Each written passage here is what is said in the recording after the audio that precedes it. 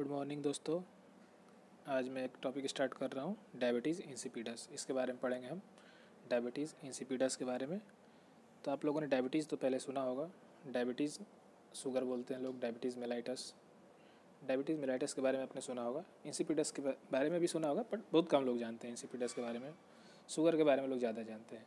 तो जो शुगर होती है, शुगर की बीमारी, जिसको शुगर की बीमारी बोलते हैं, तो डायबिटीज़ मेलाइटस होती है वो। और हम लोग आज डिस्कस करने जा रहे हैं डायबिटीज़ इंसिपिडस। ये वाटर की बीमारी है, वाटर डिसऑर्डर है, और शुगर का, ग्लूकोज का डिसऑर्डर है वो। डायबिटीज़ मेलाइटस शुगर का डिसऑर्डर है, डायबिटीज़ इंसिपिडस वाटर का डिसऑर्डर है। तो आज हम डायबिटीज़ इंसिपिडस स्टार्ट कर रहे हैं, ये पढ़ेंगे। चलिए आइए, इसके पूरा मतलब MSN में जितना टॉपिक होती है पूरा पढ़ेंगे। जैसे कि इसका डिफिनेशन पढ़ेंगे, कॉज पढ़ेंगे, टाइप्स पढ़ेंगे, पैथोफिजियोलॉजी पढ़ेंगे। पैथोफिजियोलॉजी मतलब कि डिजीज़ कैसे हो रही है, कैसे कैसे बॉडी में चल रही है, ये पढ़ेंगे। और इसका कॉम्प्लिकेशंस क्या हो सकते हैं, ये पढ़ेंगे। साइन एंड सिम्टम्स क्या हैं, मतलब पूरी कंप्लीट लेक्चर मिलेगी आपको, पूरा पढ़ेंगे हम। चलिए तो स्टार्ट करते हैं डायबिटीज़ इंसिपिडस। डिफिनेशन से स्टार्ट करते हैं। इसका डिफिनेशन देखिए, it is a disorder of water metabolism. ये वाटर मेटाबॉलिज्म का डिसऑर्डर है जो कि caused by deficiency of ADH का दूसरा नाम वैसोप्रेशन भी है, और by inability of kidney to respond to ADH. ये डिसऑर्डर है किसके वजह से होती है, एडीएच की कमी की वजह से, और किडनी रिस्पॉन्ड ना करे एडीएच के प्रति तो हो जाएगी ये। तो अब पहले हमें ये समझना पड़ेगा कि एडीएच क्या है। तो एडीएच जो है एक हार्मोन है जो कि हमारी ब्रेन का पार्ट हाइपोथैलेमस से रिलीज़ होती है। हाइपोथैलेमस ब्रेन का पार्ट है, और हाइपोथैलेमस ही बनाएगी एडीएच को। एडीएच होता क्या है, anti diuretic hormone. Anti diuretic, आप इसके नाम से ही समझ सकते हैं, एंटी डायूरेटिक हार्मोन। मतलब डायूरेसिस मतलब क्या होता है, डायूरेसिस का मतलब कि यूरिन का आउटपुट ज़्यादा हो जाना। तो एंटी, ये मतलब कि यूरिन का आउटपुट को कम करेगा। तो ये कम रिलीज़ होगी तो यूरिन का आउटपुट ज़्यादा होने लगेगा, ज़्यादा रिलीज़ होगी तो यूरिन कम रिलीज़ होने लगेगा। तो हमें बैलेंस में करना है। तो अगर ये बैलेंस में ना रहे तो डिसऑर्डर हो जाएगी। अगर कम रिलीज होती है एडीएच तो वाटर का रीअब्जॉर्प्शन कम हो जाएगा, क्योंकि एडीएच का काम ही क्या है, वाटर को कम निकालना। तो वाटर कम कैसे निकलेगी बॉडी से, वाटर का रीअब्जॉर्प्शन बॉडी में ज़्यादा हो जाएगा, कम निकलने लगेगी। और क्या होगा, किडनी रिस्पॉन्ड नहीं करेगी एडीएच के प्रति। तो पहले हम बताएं आप लोगों को किडनी के बारे में। किडनी का सबसे स्मॉलेस्ट यूनिट क्या होता है, नेफ्रॉन। तो पहले नेफ्रॉन के बारे में हम देखेंगे। ये क्या है, हमारा बॉमेंस कैप्सूल हो गया। फिर उसके बाद ये पीसीटी, पीसीटी के बाद लूप ऑफ हेनले है। लूप ऑफ हेनले, ये रहा डीसीटी हमारा, और ये कलेक्टिंग डक्ट। तो बॉमेंस कैप्सूल में फ़िल्टर होगा, ठीक, यहाँ से वाटर रीअब्जॉर्प्शन ज़्यादा हो जाएगा। ये पीसीटी है। ये लूप ऑफ हेनले है, यहाँ भी होगी, यहाँ पे इलेक्ट्रोलाइट्स भी होंगे रीअब्जॉर्ब। ये है डीसीटी। अगर यूरिन का आउटपुट ज़्यादा होने लगे तो यहाँ से रीअब्जॉर्प्शन होती है एडीएच के हेल्प की वजह से।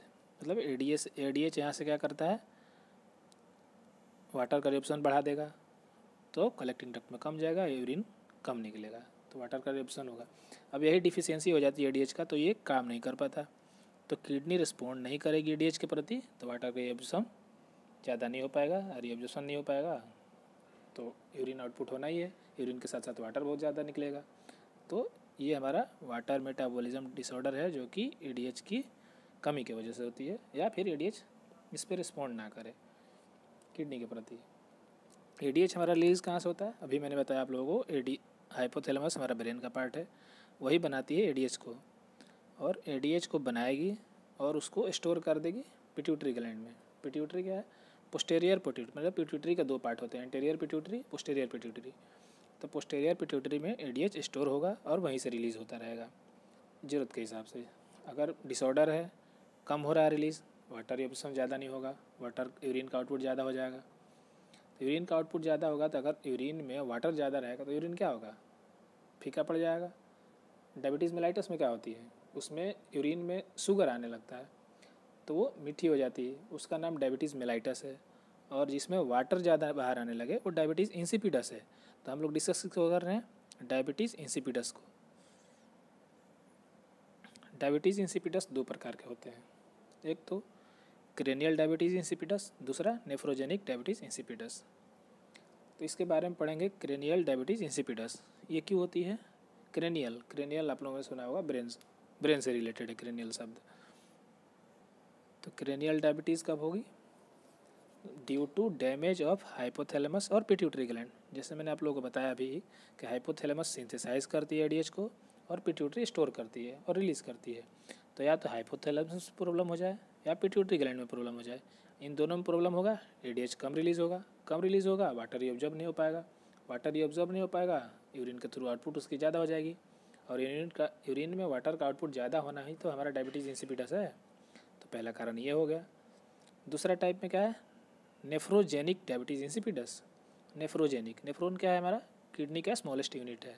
अभी जो मैंने आप लोगों को स्ट्रक्चर बना कर दिखाया था वो वाली। तो नेफ्रोजेनिक डायबिटीज़ इंसिपिडस ये क्या, इसमें क्या होगा? Defect in kidney structure makes the kidney unable to respond to ADH और कैन बी इनहेरेंट डिसऑर्डर। इसमें क्या है? अगर हमारी किडनी एडीएच के प्रति रिस्पॉन्ड नहीं करेगी, एडीएच का इफेक्ट शो नहीं करेगी। हमारा डीसीटी आप लोगों को बताया था, ये बाउमन्स कैप्सूल, ये रहा हमारा डीसीटी, ये रहा पीसीटी, और ये लूप ऑफ, ये क्या बोलते हैं, Bowman's capsule, PCT, loop of Henle, DCT, और ये रहा कलेक्टिंग डक्ट। ऐसे ही तो यूरिन आती है। तो यहाँ पे हमारा वर्क करता है एडीएच यहाँ पे वर्क करेगी और वाटर को रीअब्जॉर्ब करा लेगी बॉडी में। तो वाटर जितना रीअब्जॉर्ब होगा, यूरिन में वाटर का आउटपुट उतना ही कम होगा। तो अगर ये यहाँ पे डीसीटी के पास काम नहीं करती है, एडीएच सही से रिस्पॉन्ड नहीं करेगी, तो रीअब्जॉर्प्शन कम होने लगेगा, रीअब्जॉर्प्शन कम होगा, यूरिन का आउटपुट। और ये जो है नेफ्रोजेनिक डायबिटीज़, ये हमारा इनहेरेंट भी हो सकता है। इनहेरेंट डिसऑर्डर मतलब जनरेशन टू जनरेशन। अगर हमारे माता पिता को है तो हमारे बच्चों को भी होगा, मुझे भी होगा, ऐसा है। जनरेशन से अगले जनरेशन में ट्रांसफ़र हो सकता है, पर डेफिनेटली नहीं है, पर हो सकता है। चलिए आगे बढ़ते हैं। अब पढ़ेंगे ईटियोलॉजी मतलब कॉजेज़। ईटियोलॉजीज़ का मतलब क्या होता है? कॉजेज़ मतलब एक कारण, ये क्यों हो रही है हमारी जो है डायबिटीज़ इंसिपिडस, इसके होने का कारण क्या है? पहला तो देखिए हेड ट्रॉमा मैंने बताया आप लोगों को कि क्रेनियल हाइपोथैलेमस होती है, वो सिंथेसाइज करती है एडीएच को। तो ट्रॉमा हो गया, कोई चोट लग गई तो सही से काम ना करे हाइपोथैलेमस, तो एडीएच सिक्रेट नहीं हो पाएगा। न्यूरो सर्जरी, न्यूरॉन वो भी उससे ही रिलेटेड है। न्यूरॉन का सर्जरी हो गया तो हाइपोथैलेमस में कोई प्रॉब्लम हो गई, उसके वजह से। ट्यूमर हो गया, गांठ बन गई कोई, या कैंसरस सेल होते जा रहा है उधर, तो वो भी अफेक्ट करेगा हमारे किसको? हाइपोथैलेमस को अफेक्ट करेगा। तो फिर एडीएच का सिक्रेशन नहीं होगा, मतलब हार्मोन सिंथेसाइज नहीं होगा, तो फिर पोस्टीरियर पिट्यूटरी में जाएगा नहीं, तो रिलीज़ कैसे होगा? तो होगी। और क्या है? इन्फेक्शन, मेनिंजाइटिस क्या होता है? जहाँ भी आपको आइटिस शब्द दिखे तो आप समझ जाए कि इन्फ्लेमेशन है। और मेनिंजेस क्या होते हैं? हमारे जो न्यूरॉन्स होते हैं, न्यूरॉन्स के सपोर्टिंग सेल्स, मतलब जो सेल्स न्यूरॉन को सपोर्ट करें उनको मेनिंजेस बोलते हैं। और उसमें इन्फेक्शन हो जाए तो मेनिंजाइटिस कहेंगे।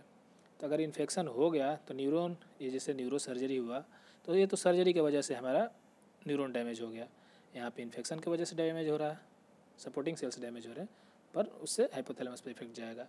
दूसरा अगला क्या है? Long standing renal disease. Long standing से मतलब है कि जो लंबे समय से, रीनल शब्द तो आप जानते ही होंगे, रीनल मतलब किडनी की प्रॉब्लम हो गई।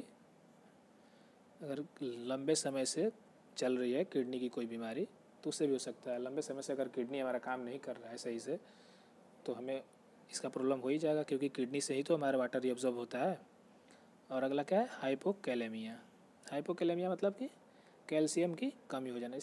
आप याद रखें कि जहाँ भी शब्द में मेडिकल टर्म में हाइपो लगा है, मतलब कि कोई वैल्यू है जो कम हो रही है। अगर हाइपर लगा है तो कोई वैल्यू ज़्यादा हो रही है। तो ये हाइपोकैलेमिया मतलब इसका पोटेशियम से रिलेशन है, मतलब पोटेशियम कहना चाह रहा है।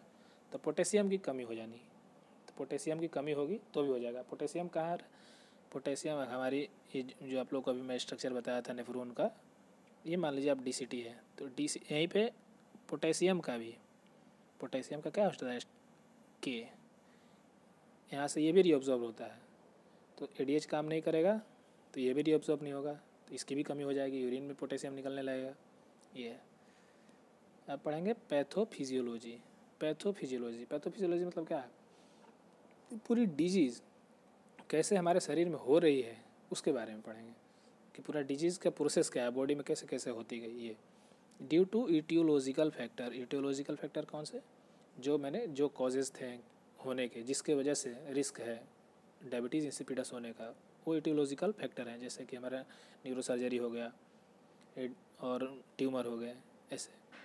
तो इटियोलॉजिकल फैक्टर की वजह से क्या होगा, ADH का सिंथेसिस नहीं होगा, सिक्रीशन नहीं होगा, तो क्या होगा, ADH की डिफिशियंसी हो जाएगी। ADH की डिफिशियंसी हो गई तो permeability of water is diminished, तो वाटर की परमेबिलिटी कम हो जाएगी। परमेबिलिटी कम हो गई मतलब कि वाटर रिअब्जॉर्ब नहीं हो पाएगा, कम होगा। डिमिनिश्ड मतलब क्या होता है, कम हो जाना। तो वाटर का रिअब्जॉर्प्शन कम हो जाएगा, वाटर रिअब्जॉर्प्शन कम तो यूरिन में वाटर का कंटेंट ज़्यादा, वाटर यूरिन में ज़्यादा तो डायबिटीज़ इंसिपिडस। फिर क्या होगा, excretion of large volume of hypotonic fluid, क्या होगी, लार्ज वॉल्यूम में हमारा फ्लूइड बाहर निकलने लगेगा, वाटर बाहर निकल लगेगा। यहाँ पे है हाइपोटोनिक, आप लोगों को मैं बताया था हाइपर, तो इसमें हाइपो मतलब कि फ्लूइड का टोनिसिटी कम हो जाएगी। टोनिसिटी कम हो जाने का मतलब कि आयन और इलेक्ट्रोलाइट का बैलेंस होना आइसोटोनिक सॉल्यूशन होता है। और ये कौन सा सॉल्यूशन है, कौन सा फ्लूइड है, हाइपोटोनिक है। हाइपोटोनिक है मतलब कि इसमें इलेक्ट्रोलाइट कम है, वाटर ज़्यादा है, तो इसमें मतलब जो यूरिन हमारा आउट होगा उसमें यूरिया कम होगा और वाटर ज़्यादा होगा, ये कहने का मतलब है। चलिए आगे बढ़ते हैं। अब नोट, इसको आपको ध्यान रखना है, बहुत इंपॉर्टेंट नोट है। Normally ADH increases kidneys permeability to water to promote reabsorption and decrease urine output. देखें जो आगे मैं पहले समझाया मैं वही बात है। ADH क्या करती है कि किडनी की परमेबिलिटी को बढ़ाती है, पर हमारी ADH कम सिक्रीट हो रही है तो परमेबिलिटी कम हो गई। परमेबिलिटी कम हो गई तो वाटर रिअब्जॉर्ब नहीं हो पा रहा, तो यूरिन का आउटपुट डिक्रीज। वाटर रिअब्जॉर्ब नहीं हो पा रहा तो यूरिन का आउटपुट बढ़ जाएगा। तो क्या हुआ, ADH क्या करती है, किडनी की परमेबिलिटी बढ़ाती है। परमेबिलिटी बढ़ेगी तो वाटर का रिअब्जॉर्प्शन ज़्यादा होगा, रिअब्जॉर्प्शन ज़्यादा होगा तो यूरिन का आउटपुट कम हो जाएगा। हमारे केस में क्या है, डायबिटीज़ इंसिपिडस में कि ADH कम रिलीज़ होगा तो परमेबिलिटी कम हो जाएगी। परमेबिलिटी कम होगी तो वाटर का रिअब्जॉर्प्शन कम हो जाएगा, डिमिनिश्ड हो जाएगा, तो क्या होगा, यूरिन का आउटपुट बढ़ जाएगा। अब ADH is normally released in response to increase serum osmolality and decrease extracellular volume. इससे क्या है, ADH जो हमारी है रिलीज होती है क्या, in response to increase serum osmolality. Serum osmolality मतलब कि ब्लड में इलेक्ट्रोलाइट्स ज़्यादा हो जा रहे हैं, इंक्रीज़ हो रहा है ना ऑस्मोलैलिटी, तो इंक्रीज़ हो रहा है ऑस्मोलैलिटी तो इलेक्ट्रोलाइट ज़्यादा हो रहे हैं, और इलेक्ट्रोलाइट ज़्यादा हो रहे हैं इसका मतलब कि वाटर कम है। वाटर कम है तभी तो कोई ज़्यादा हो रहा है, क्योंकि वाटर और इलेक्ट्रोलाइट हमारे बॉडी में बैलेंस होते हैं। तो इलेक्ट्रोलाइट ज़्यादा हो रहा है मतलब कि वाटर कम है, तो वाटर कम है तो ये हमारा पिट्यूटरी या हाइपोथैलेमस सेंस करेगा, उसके बाद ADH रिलीज़ होगी, तो उसके रिस्पॉन्स में रिलीज़ होता है। और डिक्रीज एक्स्ट्रा सेलुलर वॉल्यूम, और सेल से जितना मतलब एक्स्ट्रा सेलुलर जो भी होते हैं फ्लूइड, उस वॉल्यूम को डिक्रीज़ करेगी। ठीक है, अब क्या पढ़ेंगे, clinical manifestation sign and symptom. Clinical manifestation को ही साइन एंड सिम्टम कहते हैं। तो डायबिटीज़ इंसिपिडस का साइन और सिम्टम्स क्या है वो देखेंगे हम। पहले तो आप ये बताएं कि साइन और सिम्टम्स इसमें कोई डिफरेंस है क्या, साइन क्या होता है और सिम्टम क्या होता है। मैं बताता हूँ आप लोगों को। साइन वो साइन होती है जो कि हम देख सकते हैं, साइन जो देख सकते हैं, और सिम्टम्स जो हमें नहीं दिखता, पेशेंट को पता है, जिसको जो बीमारी है उसी को पता है कि हाँ मेरे साथ ये हो रहा है, वो सिम्टम्स होती है। अगर हमें खांसी हो गई तो हम बार बार कफ निकालेंगे, तो ये लोग हमें देख सकते हैं, हमारा साइन भी है। और सिम्टम, उसको पेन हो रहा है अगर, तो ये हमें थोड़ी पता है कि उसको पेन हो रहा है, तो पेशेंट बताएगा कि पेन हो रहा है, तो पेन उसका सिम्टम है, और बार बार खांस रहा है वो हमें दिख रहा है, वो साइन है। ये होता है साइन एंड सिम्टम। तो इसमें पढ़ेंगे डायबिटीज़ इंसिपिडस का साइन और सिम्टम्स क्या हैं। तो जेनाइटो यूरिनरी मतलब जेनाइटल एरिया में, यूरिनरी एरिया में उधर क्या प्रॉब्लम होती है ये देखेंगे, उधर क्या साइन और सिम्टम्स दिखेगी। तो क्या है पॉलीयूरिया। पॉलीयूरिया मतलब कि फ्रीक्वेंटली यूरिन आउटपुट करना, मतलब दिन में बार बार बहुत सारा वाटर आउटपुट करना, यूरिन निकालना। तो इसमें क्या होगा 5 litres to 18 litre per day, मतलब कि एक दिन में मैक्सिमम इंसान 18 लीटर यूरिन आउटपुट कर देगा, ये हो जाएगा पॉलीयूरिया। फिर क्या है क्लियर यूरिन। क्लियर यूरिन मतलब कि पूरा वाटर की तरह पूरा लगेगा कि पानी है, सफ़ेद दिखेगा, मतलब क्लियर, समझ रहे हैं ना। वाटर हमारा कैसा होता है क्लियर, वैसा यूरिन निकलेगा। ऐसे नॉर्मली करते हैं तो हमारा थोड़ा येलोइश टाइप पे रहता है, पर इसमें क्लियर हो जाएगा। यूरिनरी फ्रीक्वेंसी, यूरिनरी फ्रीक्वेंसी हमारी बढ़ जाएगी, ठीक है, मतलब कि यूरिन आउटपुट करने का फ्रीक्वेंसी टाइम बढ़ जाएगा। फिर क्या है नॉक्चूरिया।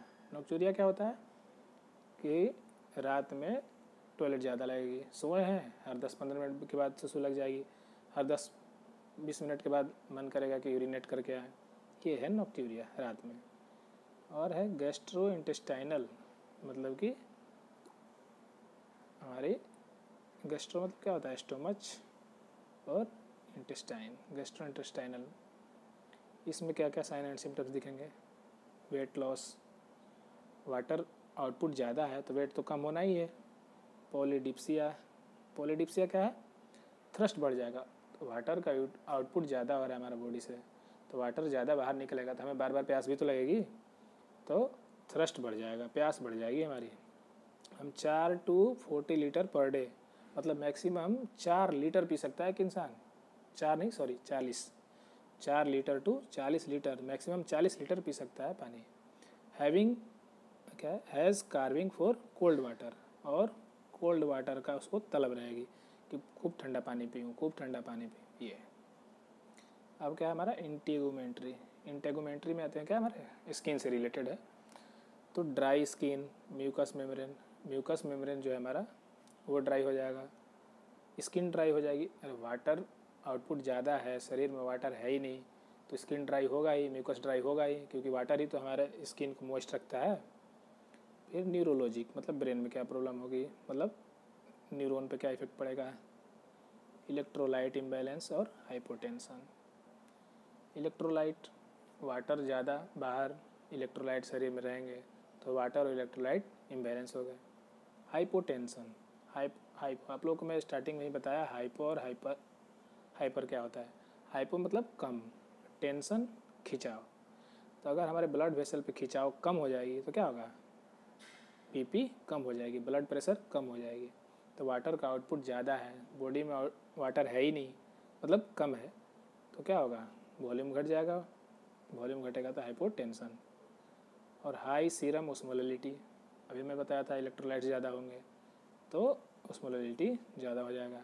High serum sodium level, electrolyte ज़्यादा, सोडियम पोटेशियम ये सब तो होते हैं, तो सोडियम का लेवल बढ़ जाएगा।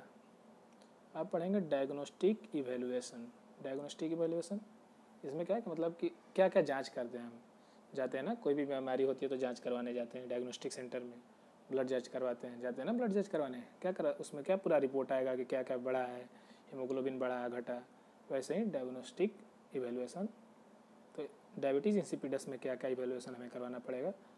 ये पहले तो हिस्ट्री कलेक्शन, हिस्ट्री पूछेंगे पेशेंट से कि पहले भी कभी ये बीमारी हुई है नहीं हुई है, मतलब उसका पास्ट एक्सपीरियंस क्या है इस बीमारी के प्रति। फिजिकल एग्जामिनेशन, फिजिकल ये नर्स या डॉक्टर करेगा। फिजिकल एग्जामिनेशन, फिजिकली मतलब एग्जामिन करेंगे पेशेंट से, उसको टच करके या देख के पूछेंगे, पेशेंट बताएगा। हम मतलब क्या होता है सब्जेक्टिव डाटा ऑब्जेक्टिव डाटा ये तो होता है एग्जामिनेशन में, तो पूरा उसको ऑब्जर्व करेंगे, पेशेंट से पूछेंगे, ये एग्जामिनेशन करेंगे, हिस्ट्री लेंगे, एग्जामिनेशन करेंगे और टेस्ट क्या कराएंगे, ये कुछ टेस्ट के नाम है, ये टेस्ट करवाएंगे, उससे पता चल जाएगा कि हमें ये बीमारी है या नहीं। कौन सी होती है water deprivation test, hypertonic saline test, urine output भी चेक करेंगे, मतलब कि एक दिन में पेशेंट कितना यूरिन को आउटपुट कर रहा है ये पता करते हैं। सीरम सोडियम लेवल, कितना इलेक्ट्रोलाइट का मात्रा बढ़ा है, सोडियम का लेवल बढ़ा है। ये प्लाज्मा एंड सीरम ओस्मोलैलिटी चेक करेंगे। ये सब डायग्नोसिस करवाना पड़ेगा डायग्नोस्टिक जो भी डायग्नोसिस आएगा हमारा उसको इवेलुएट करेंगे, फिर हमें पता चल जाएगा कि कौन सी प्रॉब्लम है, कौन सी बीमारी है।